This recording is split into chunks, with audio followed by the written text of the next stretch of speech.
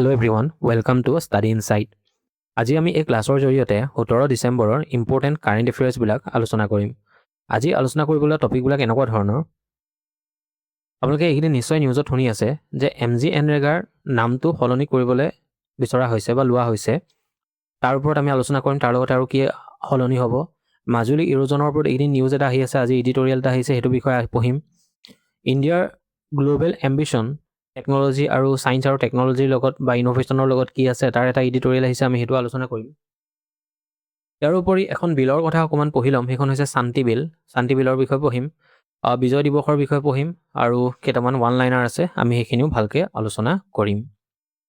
তো প্ৰথম প্ৰশ্নটো কি আছে মই ক'লোৱে অলৰেডি, যে যি MGNৰেগা স্কিম আছিলে যাৰ নামটো হৈছে কি Mahatma Gandhi national rural employment guarantee act. য'ত কি কৰা হৈছিলে, গেৰাণ্টি ৱৰ্ক দিয়া হৈছিলে টু ৰুৰেল পিপল। মানে আমাৰ যদি গাঁৱত যোনবিলাক জব কাৰ্ড বুলি কোৱা হয় সেইবোৰ কিহৰ আণ্ডাৰত দিয়া হৈছিলে, MGNৰেগাৰ আণ্ডাৰত দিয়া হৈছিলে। তো এইটো কেতিয়া লঞ্চ কৰা হৈছিলে, 2005ত লঞ্চ কৰা হৈছিলে, 2005 চনতে অনা হৈছিলে। এইটো এটা চেণ্ট্ৰেলি স্পনচাৰ্ড স্কিম হয়, নট চেণ্ট্ৰেল ছেক্টৰ স্কিম নহয়, চেণ্ট্ৰেলি স্পনচাৰ্ড হয়। মানে ইয়াত কি আছে যে চেণ্ট্ৰেল গভৰ্ণমেণ্টে 60% পইচা দিব এই স্কিমখনৰ কাৰণে আৰু ষ্টেট গভৰ্ণমেণ্টে 40% পইচা দিব। মিনিষ্ট্ৰী অফ ৰুৰেল ডেভেলপমেণ্টৰ আণ্ডাৰত এই স্কিম চলোৱা হৈছে।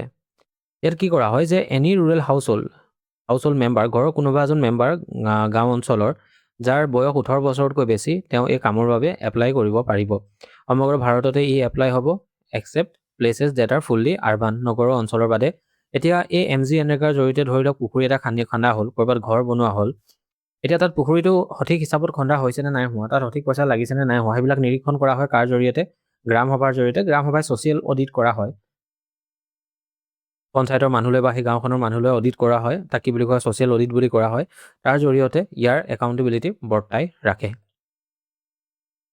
এতিয়া কি কৰা হৈছে যে MGNৰেগাৰ ঠাইত তাৰ নামটো সলনি কৰি Viksit Bharat guarantee for Rozgar and Ajeevika mission Gramin bill 2025 ইয়াক ইন্ট্ৰডিউচ কৰা হৈছে লোকসভাত।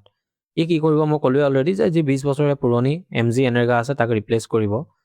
আগতে MGNৰেগা যোনখন এক্ট আছিলে, ইয়াত 100 দিনৰ কাম দিবে, মানে এজন মানুহে মানে বছৰৰ 365 দিনৰ ভিতৰত 100 দিন কাম পাবই, সেইটো গেৰাণ্টি আছিলে। এতিয়া এই 100 দিনটোক সলনি কৰি 125 দিনলৈকে ইনক্ৰিজ কৰা হৈছে প্ৰতি বছৰত। আগতে কিমান আছিলে, 100 দিন আছিলে। এতিয়া এইটোতো ভাল আছে, 125 দিন বঢ়োৱা হৈছে, মানুহে পইচা বেছি পাব বা কাম বেছি পাব। তেতিয়াহ'লে ইয়াৰ ওপৰত ইমান বেছি কিয় কণ্ট্ৰভাৰ্চিয়েল কিয় হৈছে? বিৰোধীয়ে এইটো কথা ক'ব বিচাৰিছে যে ইয়াৰ পৰা কি হৈছে যে মহাত্মা গান্ধীৰ নামটো আঁতৰোৱা হৈছে। আগতে MGNৰেগা আছিলে, মহাত্মা গান্ধী আছিলে, তেওঁৰ নামটো কি হৈছে তাৰ পৰা আঁতৰাই দিয়া হৈছে। বিৰোধীয়ে আৰু এটা কথা ক'ব বিচাৰিছে, ইয়াত ফাণ্ডিং কনচাৰ্ণ হ'ব পাৰে। ফাণ্ডিং কনচাৰ্ণ কেনেকুৱা ধৰণৰ, যে ষ্টেটে এতিয়া ভয় খাইছে ফাইনেন্সিয়েল বাৰ্ডেন। মানে এতিয়া কি হ'ব যে চেণ্ট্ৰেলাইজ বেছি হৈ যাব স্কিমখন, চেণ্টাৰৰ কণ্ট্ৰল ইনক্ৰিজ পাব আৰু সেইটো কাৰণে ফাইনেন্সিয়েলি কি হ'ব, ৰেছপনচিবিলিটি ডিক্ৰিজ কৰি দিব পাৰে চৰকাৰে, এই বুলি কি হৈছে এটা সমালোচনা চলিছে। তো এইখিনি আছিলে এই আৰ্টিকলটোত, ইমানখিনি কথা আহিছিলে। এতিয়া তাৰপাছত চাওক এটা এডিটৰিয়েল আহিছে ছেভিং মাজুলী বুলি। ইয়াত কি কোৱা হৈছে যে central water and power research station Pune, তেওঁলোকে এটা ষ্টাডি কণ্ডাক্ট কৰিছিলে আৰু মাজুলী আইলেণ্ডৰ ওপৰত 40 বছৰৰ এটা ষ্টাডি আছিলে, ছেটেলাইট ইমেজ ইউজ কৰি তেওঁলোকে ইয়াত নিৰীক্ষণ কৰিছিলে। তো ইয়াত কি কৈছে চাওক, যে মাজুলীত কিছুমান এৰিয়া যেনে ৰতনপুৰ মিৰিগাঁও, কঁঠালখোৱা, পাম আৰু কমলাবাৰী, এইবিলাকত কি হৈছে যে ছেডিমেণ্ট ডিপ'জিশ্যন দেখা গৈছে। ছেডিমেণ্ট ডিপ'জিশ্যন মানে নতুনকৈ তাত কি হৈছে, মাটি হৈছে, নতুনকৈ তাত মাটি জমা হৈছে। কমলাবাৰীত কি হৈছে, কমলাবাৰী গেইনিং 27.47 স্কুৱাৰ কিলোমিটাৰ 21-22ত, ইমানটো কমলাবাৰীত মানে নতুনকৈ কি হয় যে ছেডিমেণ্ট জমা হয়। আৰু 75 square kilometre of land has been eroded, কিন্তু কি হৈছে 75 স্কুৱাৰ কিলোমিটাৰ লেণ্ড এই কমলাবাৰী অঞ্চলৰ পৰা ইৰোড হৈ গৈছে। এতিয়া কি হৈছে চাওক, যে আমাৰ যিমান লেণ্ড নতুনকৈ বনিছে তাতকৈ বেছি লেণ্ড কি হৈছে আমাৰ ইৰোড হৈ আছে। মানে মাজুলী কিহত আছে, ইৰোজনৰ ক্ষেত্ৰত নেট লছত আছে। মানে মাজুলীত বেছিভাগ কি হৈছে, লছ হৈছে বা লেণ্ড ইৰোড হৈছে। এতিয়া 2003 চনৰ পৰা এনেকুৱা নদী পাৰবিলাক, বেংকবিলাক প্ৰটেকশ্যনৰ কাম যদিও চলি আছে, ক'ৰবাত লেণ্ড ইৰোজন হৈছে, ষ্টেবিলাইজ হৈছে, যেনে কমলাবাৰী, বেঙেনাআটি, পুৰণা সত্ৰ, এইবিলাকত ষ্টেবল হৈছে। তথাপি কি হৈছে যে সিহঁতৰ মাটিবিলাক বহুত বেছি দুৰ্বল হয়, ছইল ষ্ট্ৰাকচাৰটো বহুত বেছি দুৰ্বল হয়, পানী পালে সোনকালে খহি যায়। আৰু সেইটো কাৰণে এই যি প্ৰটেকশ্যন ৱৰ্ক আছে সেইবিলাকো এফেক্টিভনেছ নাই হোৱা বুলি ইয়াত দেখুওৱা গৈছে। যদিও ইমান বছৰে 400 কোটি টকা খৰচ কৰিলে, 400 কোটি টকা খৰচ কৰিছে অকল ইৰ'জনৰ নামত, কিন্তু ইৰ'জন কি আছে এতিয়াও চলি আছে, মাজুলী অঞ্চলত ইৰ'জন এতিয়াও হৈ আছে বুলি ইয়াত কোৱা হৈছে। ইয়াত কি কোৱা হৈছে চাওক, আৰ্টিকল এডিটৰিয়েলত কি কোৱা হৈছে যে কিছুমান লোকেল ছাকচেছ এচিভ হৈছে, কিন্তু মাজুলীত কি হৈছে ৰিমেইন এতিয়া এই ইৰ'জনটো এটা চিৰিয়াছ থ্ৰেট হৈ আছে। কিয়? কাৰণ কমপ্লেক্স ৰিভাৰ বিহেভিয়াৰ আৰু কি আছে আনষ্টেবল ছইল। ব্ৰহ্মপুত্ৰ ৰিভাৰে হওক বা অন্যান্য ৰিভাৰখিনি যোনখিনি ব্ৰহ্মপুত্ৰত লাগিছে, খেৰহুটি হওক বা সোৱণিৰি হওক, সেইখিনি য'ত লাগিছে, য'ত জইন হৈছে, সেই এলেকাবিলাক কি আছে বহুত বেছি চেঞ্চিটিভ হৈছে, কাৰণ তাৰ মাটিখিনি বহুত বেছি আনষ্টেবল হৈ থাকে। আৰু সেইকাৰণে কি হৈছে যে ইয়াত অথৰে কৈছে যে কিছুমান লং টাৰ্ম প্ৰটেকশ্যন ৰিকুৱাৰ আছে, যেনেকৈ ষ্টেট গভৰ্ণমেণ্ট আৰু ব্ৰহ্মপুত্ৰ বৰ্ডৰ মাজত। ব্ৰহ্মপুত্ৰ বৰ্ডত কি আছে যে এক্সপাৰ্টিজ আছে, আৰু ষ্টেট গভৰ্ণমেণ্টে তেওঁলোক আৰু ব্ৰহ্মপুত্ৰ বৰ্ড দুয়োটা লগ হৈ কৰ্ডিনেশ্যনৰ থ্ৰু ইয়াত কাম কৰিব লাগে, তেতিয়া সফল হ'ব বুলি ইয়াত কোৱা হৈছে। ইণ্টাৰনেশ্যনেল এনেকুৱা বহু কিছুমান দেশত এনেকুৱা লেণ্ড ইৰ'জনৰ এইবিলাক বৰ্তমান নোহোৱা হৈ গৈছে। নেডাৰলেণ্ডৰ নিচিনা দেশত এতিয়া লেণ্ড ইৰ'জনৰ এই প্ৰব্লেমটো নোহোৱা হৈ গ'ল, বানপানীৰ এই প্ৰব্লেমটো নোহোৱা হৈ গ'ল। গতিকে তেনেকুৱা কিছুমান ইণ্টাৰনেশ্যনেল বেষ্ট প্ৰেক্টিচ আনি মেলি আমি মাজুলীত লগাব পাৰোঁ বুলি ইয়াত লেখকে কৈছে। ইয়াৰ উপৰি কেৱল ধৰক জিঅ' বেগ দি দিয়া বা তেনেকুৱা ধৰণৰ যোনবিলাক ট্ৰেডিশ্যনেল ইঞ্জিনিয়াৰিং মেথড আছে, তাৰ সলনি আমি এনভাইৰমেণ্ট ফ্ৰেণ্ডলি, যেনেকৈ আমি গছ লগাব পাৰোঁ, তেনেকুৱা ধৰণৰ ইণ্টিগ্ৰেটেড চলিউশ্যন কিছুমান আমি ইয়াত ইউজ কৰিব লাগে বুলি ইয়াত এডিটৰিয়েলত কোৱা হৈছে। তাৰপিছত কি আছে যে ইণ্ডিয়া শ্ব'ৰিং গ্ল'বেল এম্বিশ্যন, এইটো বেলেগ এটা এডিটৰিয়েল আহিছে। ইয়াত কি কোৱা হৈছে যে আমাৰ ভাৰত বৰ্তমান কি হৈছে যে গ্ল'বেল লিডাৰ হ'বলৈ মানে এটা পুজ দিছে, গ্ল'বেল লিডাৰ হ'বলৈ কোনফালে? চাইণ্টিফিক এণ্ড টেকন'লজিকেল পাৱাৰত, চাইণ্টিফিক আৰু টেকন'লজিকেল ফালে ইণ্ডিয়া কি হৈছে গ্ল'বেল লিডাৰ হ'ব বাই 2047। আৰু সেইটো কাৰণে কি কৰা হৈছে, এই ৰিচাৰ্চ এণ্ড ডেভেলপমেণ্টত 1 ট্ৰিলিয়ন ৰুপিজ খৰচ কৰিছে। তো চাওক ভাৰতৰ এইম কি আছে, ভিজন ইণ্ডিয়া 2047, ইয়াত কোৱা হৈছে যে 2047 চনলৈকে যেতিয়া আমাৰ দেশৰ ইণ্ডিপেণ্ডেঞ্চ হোৱা 100টা বছৰ হ'ব, আমাৰ ভাৰতে এইম লৈছে যে আমি কি হ'ম, টেকন'লজিকেলি বহুত বেছি এডভান্স হ'ম, গ্ল'বেলি ইনফ্লুৱেঞ্চিয়েল হ'ম, টেকন'লজিৰ ক্ষেত্ৰত আমি সমগ্ৰ বিশ্বকে ইনফ্লুৱেঞ্চ কৰিব পাৰিম, আৰু ছেল্ফ ৰিলায়েণ্ট হ'ম। যেনেকৈ এতিয়া টেকন'লজিৰ কাৰণে আমি বেলেগৰ ওপৰত ডিপেণ্ড হ'ব লগা হৈছে, ভাৰতে প্ৰতিজ্ঞাবদ্ধ লৈছে যে আমি 2047 চনলৈকে আমি ছেল্ফ ৰিলায়েণ্ট হ'ম, আমি নিজৰ টেকন'লজি আমি নিজেই ইউজ কৰিব পাৰিম। সেইটো আৰু সেইবাবে আৰু সেই উদ্দেশ্যে কি কৰা হৈছে, এতিয়া 1 ট্ৰিলিয়ন ৰিচাৰ্চ এণ্ড ডেভেলপমেণ্ট আৰু ইন'ভেশ্যন ফাণ্ড হিচাপে লোৱা হৈছে। এইটো কি হৈছে যে এটা government initiative, landmark government initiative বুলি কোৱা হৈছে। আৰু এই 1 ট্ৰিলিয়ন ক'ত খৰচ কৰিব? ৰিচাৰ্চ, ইন'ভেশ্যন আৰু ডিপ টেকন'লজি, যোনবিলাক কাটিং এজ টেকন'লজি আছে, নতুন নতুন টেকন'লজি, সেইবিলাকত খৰচ কৰা হ'ব। আৰু ইণ্ডিয়াৰ গ্ল'বেল কম্পিটিটিভনেছটো ষ্ট্ৰেংথেন কৰিব। মানে এতিয়া সমগ্ৰ বিশ্বত যি কম্পিটিশ্যন চলি আছে ৰিচাৰ্চ আৰু ডেভেলপমেণ্ট, তাত ইণ্ডিয়া কি কৰিব, অন্তৰ্ভুক্ত কৰিব। আৰু সিহঁতি মেইনলি ক'ত ফ'কাছ কৰিব? Focus on technology creation, not just adaptation. মানে আনৰ পৰা চাই মেলি কিবা এটা টেকন'লজি লৈ লোৱা নহয়, টেকন'লজি কি আছে নিজেই ক্ৰিয়েট কৰিব, তাৰ ওপৰত ফ'কাছ কৰা হ'ব। এতিয়া কিহতকৈ ফ'কাছ কৰা হ'ব? আৰ্টিফিচিয়েল ইণ্টেলিজেঞ্চতো ফ'কাছ কৰা হ'ব, যোনে গভাৰ্নেন্স, হেল্থ কেয়াৰ, এডুকেশ্যন এই গোটেইখিনিকে সহায় কৰিব। কোৱাণ্টাম কম্পিউটিঙৰ ওপৰত এই ৰিচাৰ্চ এণ্ড ডেভেলপমেণ্টে সহায় কৰিব, চাইবাৰ চিকিউৰিটি, ডিফেন্সত কাম আহিব। ছেমি কণ্ডাক্টৰৰ ওপৰত কাম কৰিব, যোনে reduce dependency on imported chips, বায়'টেকন'লজিৰ ওপৰত, ফাৰ্মা, জিনমিক্স, এইবিলাকৰ ওপৰতো কি আছে এই ৰিচাৰ্চ এণ্ড ডেভেলপমেণ্ট বা যি এই 1 ট্ৰিলিয়ন খৰচ কৰা হ'ব, এইখিনিয়ে এইকেইটা মেইন ছেক্টৰত ফ'কাছ কৰিব। এতিয়া চাওক ভাৰতে কি এইম কৰিছে, অকল যে টেকন'লজি নহয়, ইন'ভেশ্যনৰ ক্ষেত্ৰতো কি হ'ব, আত্মনিৰ্ভৰ হোৱাৰ কথা চিন্তা কৰিছে। ইন'ভেশ্যনত আত্মনিৰ্ভৰ হ'লে কি হ'ব, ইম্পৰ্টেড টেকন'লজি আনিব লগা নহয়। ই কি কৰিব, ইণ্ডিজিনিয়াছ ৰিচাৰ্চ কৰিব আৰু ডমেষ্টিক মেনুফেকচাৰিং ইনহেঞ্চ কৰিব। এতিয়া টেকন'লজি আৰু ইন'ভেশ্যন এই দুটা বস্তু ভাৰত কেনেকৈ আত্মনিৰ্ভৰ হ'ব পাৰিব, বা ভাৰতে কেনেকৈ কাম কৰিব 2047লৈকে এইকেইটাত আত্মনিৰ্ভৰ হ'বলৈ কাৰণে, তাৰ দুটা ষ্টেপ ইয়াত কোৱা হৈছে। এটাটো হৈছে যে ভাৰতে পাব্লিক প্ৰাইভেট পাৰ্টনাৰশ্বিপ মডেল অনা হ'ব।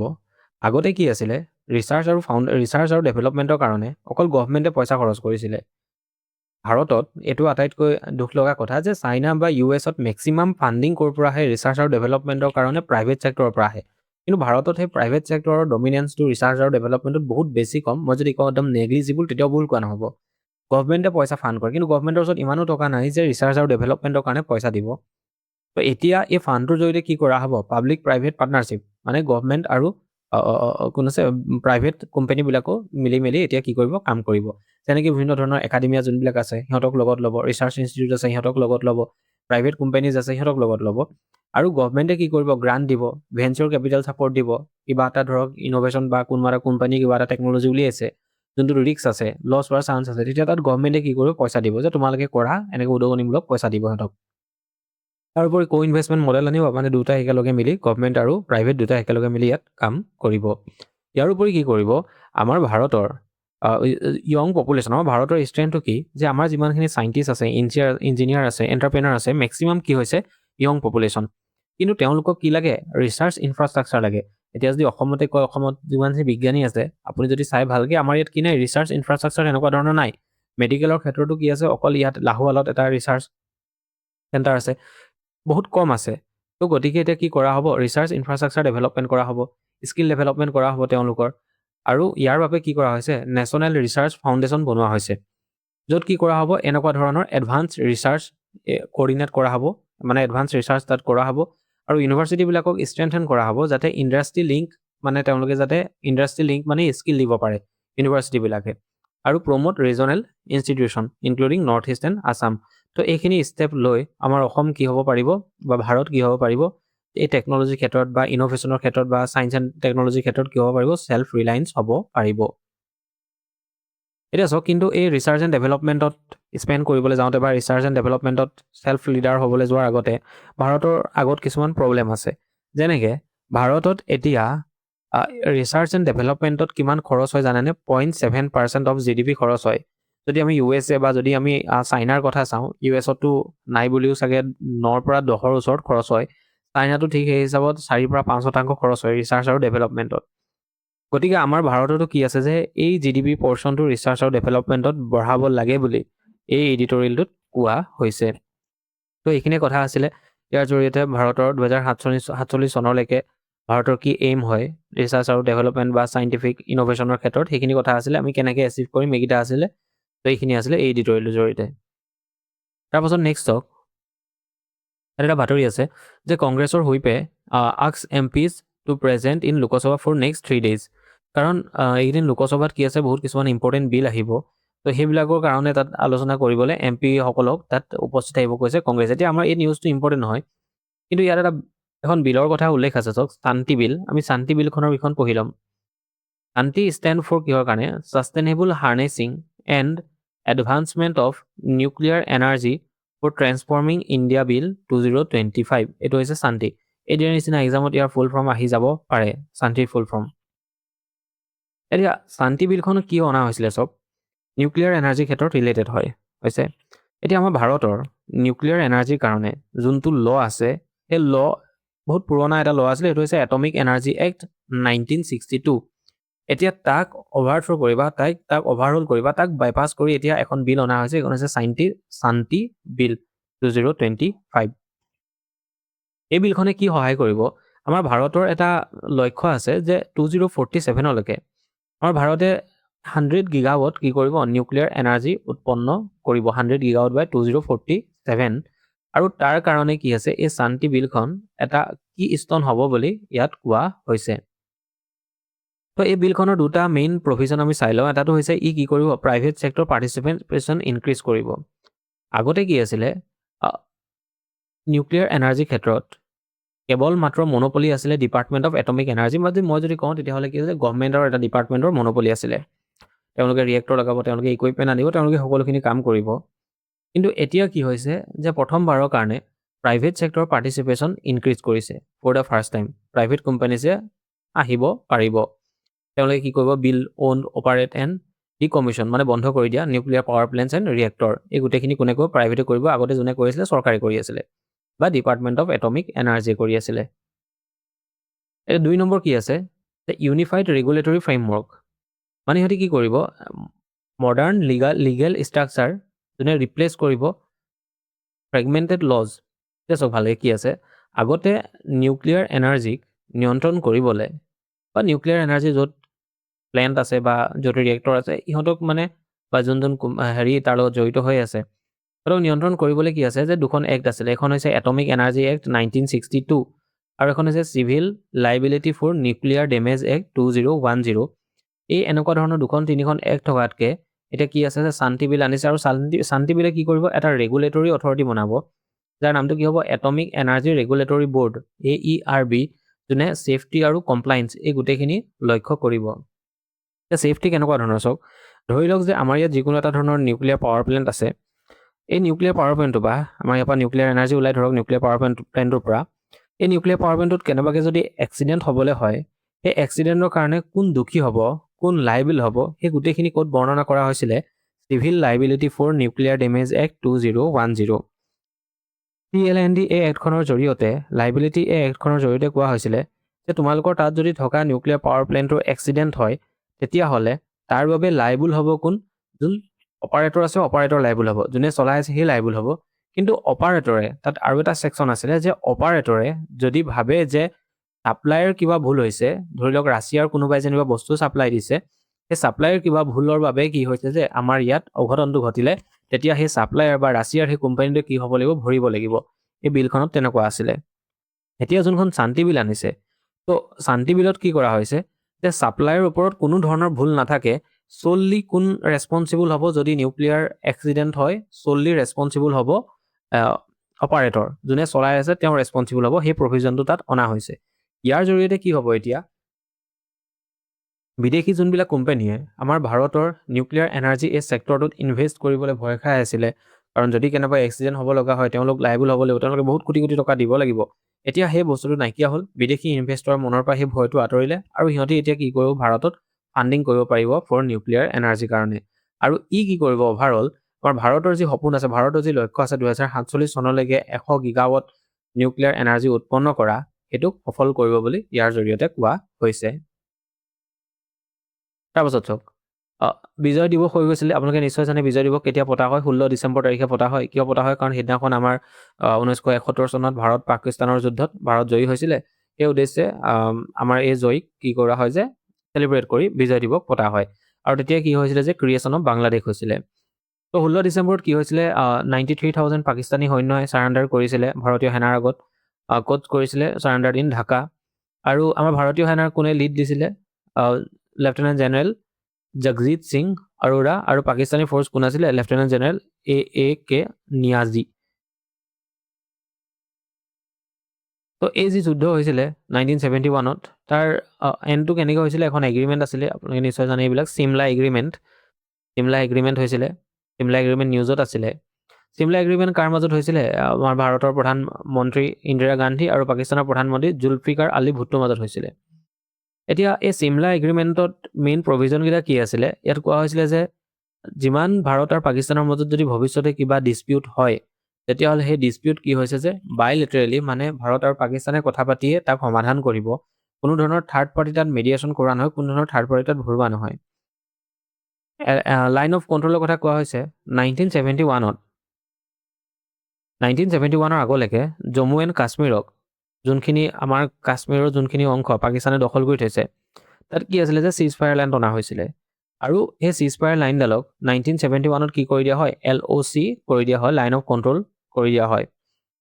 আৰু both side agreed not to change it by force, আৰু দুটা ছাইডে মানে এগ্ৰি কৰে যে আমি ফ'ৰ্চ ইউজ কৰি এইটোক চেঞ্জ নকৰোঁ। আৰু সেইবাবে কি আছে, সেই সময়ত চৰকাৰ বহুত বেছি সমালোচনাৰ সন্মুখীন হ'ব লগা হৈছিলে যে আমাৰ এটা অংশ পাকিস্তানে দখল কৰি থৈছে, আমি মানে সেইটো স্বীকৃতি দি দিয়া নিচিনা হৈছিলে যে লাইন অফ কণ্ট্ৰলটো আমি যে টানি দিলোঁ, বাকীখিনি তেতিয়াহ'লে পাকিস্তানৰ নিচিনা বুলি আমি কৈ দিয়া হ'ল। কিন্তু একচুৱেলি সেইটো আমাৰ কিবা ভাৰতৰ হয়, আৰু এতিয়াও চৰকাৰে সেইকাৰণে দাবী কৰি থাকে যে আমি সেইটো ল'ম, আমাৰ ভাৰতলৈ সেই অংশটো আহিব। আমি সেইকাৰণে সকলো আশাবাদী সদায়। তাৰপাছত কি আছে যে এখন দেশে আন এখন দেশৰ টেৰিটৰিয়েল ইণ্টিগ্ৰিটি তাক কি কৰা হ'ব, ৰেচপেক্ট কৰা হ'ব। এইখিনি কি আছিলে, এনেকুৱা ধৰণৰ কথাখিনি চিমলা এগ্ৰিমেণ্টৰ জৰিয়তে অনা হৈছিলে। ইয়াত এই যুদ্ধখনত পাকিস্তানৰ মনত থাকিব 93,000 সৈন্য আমাৰ আগত চাৰেণ্ডাৰ কৰিছিলে। 93,000 সৈন্য, এইটো খুব সৰু কথা নহয়। ইহঁতক ৰাখিবলৈ ভাৰতত জেলৰ অভাৱ হৈ যাব, মানে 93,000 সৈন্য চাৰেণ্ডাৰ কৰিছিলে। ঠিক আছে, তো এইখিনি কথা আছিলে বিজয় দিৱস এই কাৰণে পতা হয়। চাওক, ত্ৰিপুৰাই কি কৰিছে, MOU চাইন কৰিছে উইথ পতঞ্জলি। এক্সামত আহিব পাৰে কোনখন ৰাজ্য চৰকাৰে পতঞ্জলিৰ সৈতে MOU চাইন কৰিছিলে। তো কি কৰা হ'ব, কিয় কৰা হৈছে, কাৰণ পতঞ্জলিৰ সৈতে লগ হৈ এগ্ৰিকালচাৰ এণ্ড ফৰেষ্ট ছেক্টৰৰ ভেলু এডিশ্যন কৰা হ'ব। মানে ধৰক ফৰেষ্টৰ পৰা যেনিবা মজুল উলিয়াই আনিলে, তাক পেকেটিং কৰিলে, ভেলু এডিশ্যন কৰি বিকা হ'ব। সেইটো কাম কোনে কৰিব, পতঞ্জলিয়ে কৰিব। এনেকুৱা ধৰণৰ এটা MOU সাইন হৈছে যাৰ জৰিয়তে কোৱা হৈছে যে এমপ্লয়মেণ্ট জেনেৰেশ্যন হ'ব আৰু ৰাজ্যলৈও কি আহিছে ৰাজ্যখনলৈও পইচা আহিব তো ত্ৰিপুৰাই MOU সাইন কৰিছে কাৰ লগত পতঞ্জলিৰ লগত নেক্সটটো হৈছে গ্ৰীণ ডিপজিট স্কিম লঞ্চড এইটো এক্সামত আহি যাব পাৰে গ্ৰীণ ডিপজিট কোনে আনিছে মনত ৰাখিব মেঘালয়া চৰকাৰে গ্ৰীণ ডিপজিট স্কিম ইয়াক আনিছে কেলে আনিছে to curb plastic pollution in high footfall eco' tourism destination য'ত বহুত বেছি টুৰিষ্ট যায় ইক' টুৰিজিম ডেষ্টিনেশ্যনবিলাকত তাত প্লাষ্টিক পলিউশ্যনটো কাৰ্ব কৰিবৰ কাৰণে গ্ৰীণ ডিপজিট স্কিম অনা হৈছে ইয়াত কি কৰা হ'ব চাওক under this initiative tourist carrying plastic items such as bottles wrappers into notified zone এটা নটিফাইড জ'নত গৈ পেলাব must pay a refundable deposit of ₹100 which is return upon responsible ডিপজিবল মানে আপুনি যদি তাত পেলায় তেতিয়াহ'লে কি আছে মানে আপোনাক কি কৰা হ'ব এজ এ ৰেছপঞ্চিবল ডিছপ'জেল কৰা হিচাপত আপোনাক মানে কি কৰা হ'ব মানে এটা পে কৰিব লাগিব মানে এটা ৰিফাণ্ড আপোনাক সেইটো পে'টো কি হ'ব খালি ৰিফাণ্ডেবল হ'ব সেইখিনি কথা ইয়াত উল্লেখ আছে গ্ৰীণ ডিপজিট স্কিম নেক্সটটো কি আছে চাওক মাধৱদেৱ university sign MOU with digital Assam initiative তো এইটো কিয় কৰিছে মাধৱদেৱ ইউনিভাৰ্চিটি ক'ত আছে মাধৱদেৱ ইউনিভাৰ্চিটি এইটো প্ৰথমতে মনত ৰাখিব নাৰায়ণপুৰ লখিমপুৰত আছে join the digitizing Assam initiative DAI call to preserve rare books and manuscripts in its vicinity তেওঁলোকৰ ওচৰত থকা যোনখিনি ৰেয়াৰ বুক আৰু মেনুস্ক্ৰিপ্ট আছে সেইখিনিক সংৰক্ষণ কৰিবৰ বাবে ইয়াক কৰা হৈছে এতিয়া এই যি ৰেয়াৰ বুক এণ্ড মেনুস্ক্ৰিপ্ট ইয়াক সংৰক্ষণ কৰা ব্যৱস্থা এইটো কাৰ আণ্ডাৰত চলি আছে মনত ৰাখিব নন্দ তালুকদাৰ ফাউণ্ডেশ্যনৰ আণ্ডাৰত এই প্ৰজেক্টটো চলি আছে তো আজি ক্লাছৰ জৰিয়তে এইখিনি আছিলে আপোনালোকে এই PDFটো আমাৰ অফিচিয়েল টেলিগ্ৰাম চেনেলত পাই যাব তাৰ পৰা আপোনালোকে ডাউনলোড দি ল'ব পাৰিব আৰু কমেণ্ট বক্সতো পিন কৰি দিয়া হ'ব আপোনালোকে তাৰ পৰাও ল'ব পাৰিব ধন্যবাদ